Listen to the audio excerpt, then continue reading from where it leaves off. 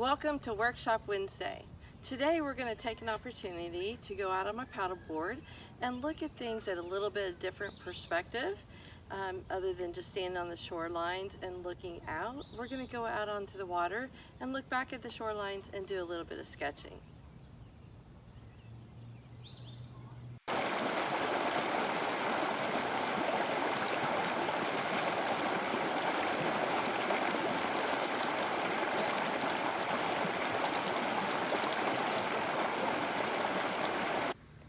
So I went out on my paddleboard out in the cove and did a little bit of sketching. It's really hard to do on a paddleboard, of course, but I have this pad that's watercolor paper, and so I figured that if it got wet it really wouldn't matter since it's heavy-duty watercolor paper. So I did some sketching on it and just with an ink pen. And I had an ink pen that had a hook on it so I could hook it on to the ring of this. And so I was able just to do some quick sketching. It's not intended to go out there and do some really intense sketching. It's just pretty much like journaling, just documenting what I see, those kind of things. So it makes it fun. It's really quick, very loose. And so I also am going to show you this watercolor set that's really fun. So I had a coworker give me one of these and I'm testing it out and I'm really enjoying it. And it's so cool because it comes with brushes, which, here they are, which I've used before, these for some of my elementary students. So what happens is this brush right here, it unscrews, you fill the tube with water, and then you screw it back on. And this set happened to come with a pointed brush, and then it comes with a flathead brush for this particular set. So the set itself looks like this. Okay, so it's real nice and neat, comes packed like that. And then what's so cool is this opens up and you have this array of watercolors that are kind of hidden underneath here. So you have all these different options of colors, not only in the fact that they're pre-mixed, but you have more options to go when you're mixing, so it's very quick and fast when you're trying to do some sketching with watercolor. All right, so we're going to demo on using these so you can see what this technique using these supplies kind of looks like. Okay, so we're going to practice and demo with some of these colors. Keep in mind your water is inside the tube here. And so I would just do a blank page and kind of test, squeeze it, and get some water on there. And then just do a test page of your colors. And notice when it goes on first, it's pretty bright. And then as I go down the page, it kind of fades out a little bit. So I'm just going to test a few of these colors and kind of layer them together to see how that looks. That yellow is a little brighter. Down here is a little more gold. It's got a little more orange in it.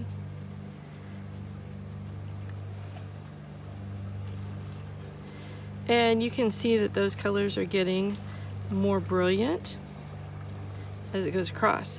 And then I can also come in and blend them together. So if I come in and I take this one and I layer that, let's come in, let's use maybe this reddish orange, and I can lay that color in there. But also if I wanted that to be darker, I could come in, put a little more contrast in there, and lots of water, and I can squeeze my brush so when it comes out and it allows those to blend. Oh, that's a nice effect. Let's test out some of these blues and greens and see what they look like. So this one's a little duller because I had that orange in my brush, but that's good to know. So I'm gonna get a little bit more, see if it comes a little brighter. There it is. Next green, a little more pure green. And so on. This is a little more natural, like an olive to use. It'd be great for my trees and such. maybe some of my foliage to look a little more like nature, and do some of those darker colors. Oh yeah, these are nice. I like the way these flow and blend. Let's try some of these blues. Here's a bright blue. Oh, that's really pretty. It's like a dark teal color. But I could change it up and make it brighter, adding a little brighter blue to it. Like that. And notice by squeezing water and pulling out to the outside, that's going to make it thinner, so it makes it a little more transparent too, so it's not as opaque at all. Watercolor is not intended to be opaque. If you're painting watercolors opaque, it's going to look a little pasty and chalky. So make sure you're using lots of water when you paint with watercolor, and just enjoy the fluidity of the paint as it flows across the paper and blends with other colors. Oh, there's a darker green, blue-green. Nice. And then I can add blue, make it more blue flow in that. Oh yeah. So see, you're getting a nice range of colors on here, from lights to darks to brights to duller. I didn't do any of the browns, but I will on my drawing. Okay, so I'm gonna flip back here. This is just a really super rough sketch, and let's just play around with these colors a little bit. So I think I'll start with, let's start with some of this blue. Even the water's more green, but I'm gonna add some blue in here and spread that out so it's a little thinner. I like these because they're very painterly, meaning that I can show a lot of strokes in these, since I'm just sketching and not wanting to do fine detailed watercolor. But you could use them to start out on a watercolor. You can always go back in and add more details. Watercolor, if you want things to get more detailed, a lot of times you have to build up the layers anyway and add a layer on top of a layer to get things to be darker. And there's also, I'll talk about that in another episode, but when painting, especially with acrylics and things like that, I teach my students to do blue undertones.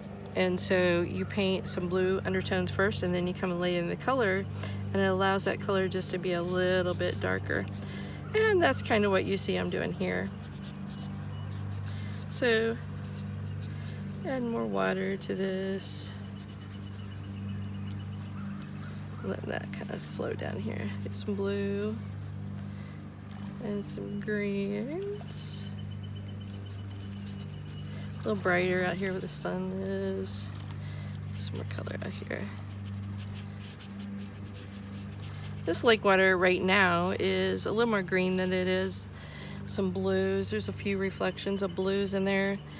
But at one point, it's really fun in the summer because the lake water turns and it rotates and it turns this beautiful turquoise color. So that's really fun to watch for when it does that. So I need to come in and add some color here because, as you can see, my dock ramp here, I can see through it. It's just rails. So I want to make sure I include my colors there. Yeah, a little bit of more paddleboard in here. And don't forget, you know, you can see this little technique I'm getting where it's running. So if you add lots of water to it like that, I squirted water on there, I can tilt it, let it run, and get more of this watery blended kind of paint going on in there. And you know what, that green's a little bright. I'm going to dull that down by adding a little blue to that. So I'm going to come in here, I'm going to try some of these darker natural avocado olive nature colors, and I'm just going to come in and dab for some different strokes to show texture on this foliage. And the thing is, the different ways that you hold your brush makes it look like different foliage. So this one was like little specks and squiggles. This one I'm just kind of making some strokes back and forth in different directions. And then I'm going to come in with a darker color and do some of that underneath them, and it'll look like shadowing kind of in there, and then some darker areas within that. And I'm going to utilize the white of my paper and let that just be, since it's sketch, let it be some of those highlights in there. Put some of these darker colors in here. Now note, when I first go on my paper, it's much darker and it gets lighter as I go. So I want to keep going back to get more color if I need that to be darker. And so I'm kind of putting a little bit of shadowing on the lake where those bushes would be having undershadow on the water. And of course, you know, anytime you put shadows and contrast is going to make things look a little more three-dimensional. Okay, so I'm going to make it a little darker in there. Let's try these browns and see what that looks like. I love sitting out here. You can hear all the boats in the background and the sea-dews, and I can even hear the birds. The other day, I was on my paddleboard, and this mama mallard came up and was swimming right by me and had 12 little ducklings right behind her. It was really fun just to sit in nature and just enjoy it and just watch, you know, the different animals and stuff. Of course, that same day when I came off the dock, I was walking up the hill, there was 2 huge deer right there staring at me, and I wasn't expecting that, but it was really fun to watch those 2.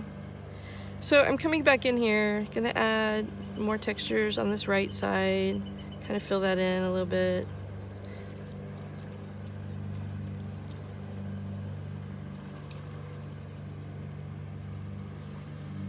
And I think I'll come in here, I'm gonna grab some of these browns, and there's like make some shadowed lines for some branches that might be in here.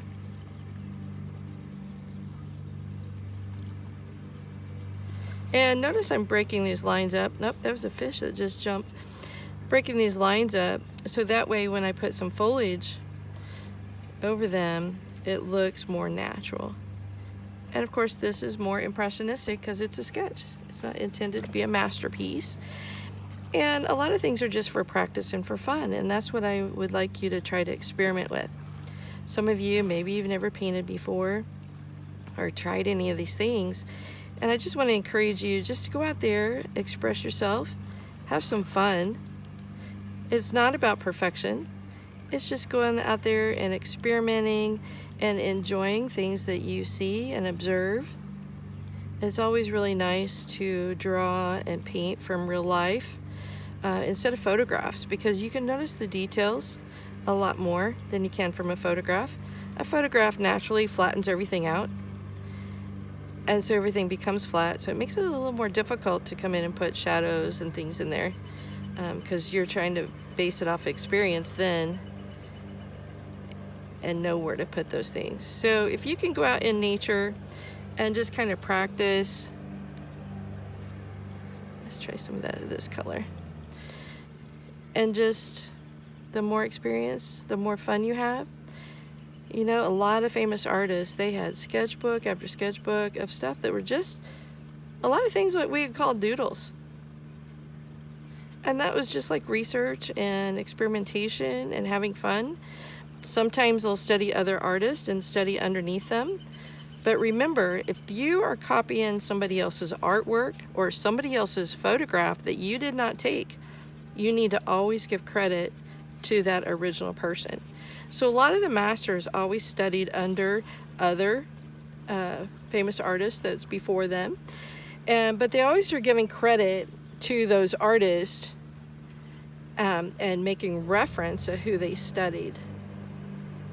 Okay, so you always want to make sure that you do that. That's really important if you're not drawing from life, especially if you're doing photography and you're doing people's photographs. Number one, if you're going to photograph somebody, you have to have their permission. Number two, if you're going to do a painting from one of your photographs, then that's great. But if you're going to do a painting from somebody else's photograph, then make sure that you get that permission to do that, because you are not the original artist that took the picture, and you cannot take credit for something that you didn't do. plagiarism, basically. It's a licensing infringement. So always make sure that you get approval to do that. It's not that you can't do it, you can, but if you were going to sell it, show it, put it in a competition, anything like that, then you cannot. You have to make sure that you have the permission or the documentation showing that you took that photograph. So that's really important. So you can see I'm just kind of layering. My dock has a little perspective going on here. Try to keep that in mind. And I was coming in here and I think I need to make that darker. So maybe let's try a little more darker blue. So there's a shadow on the water underneath here.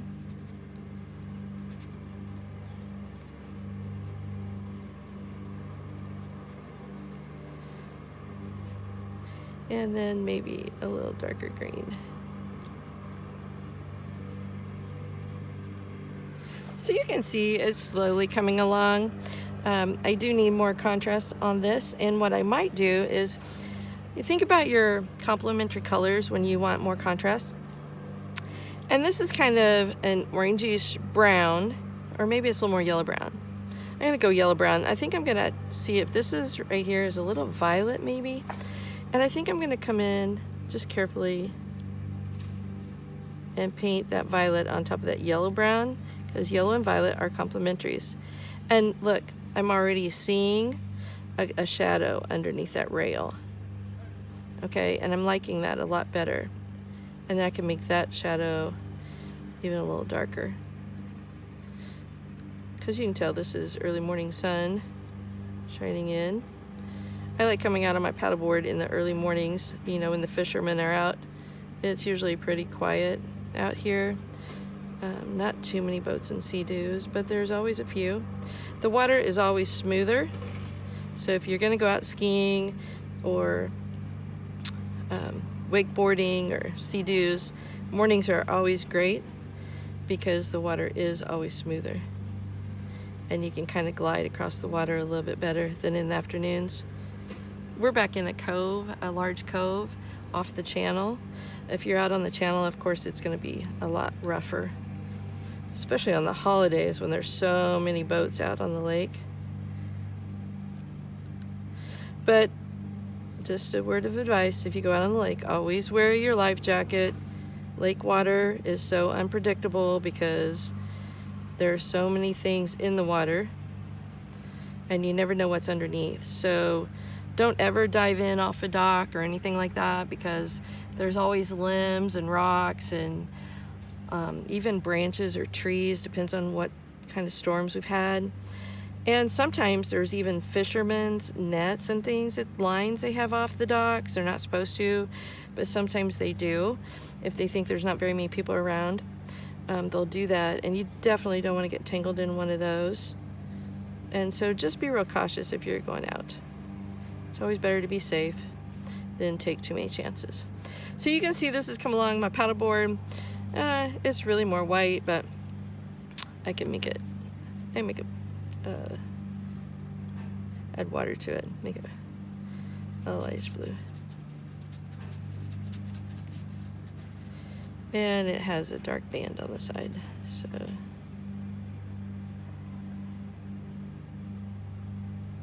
I kind of like that. I like the bleeding with the water. Yay! That's kind of fun. But if you don't like it, just take your finger and wipe it and blend it.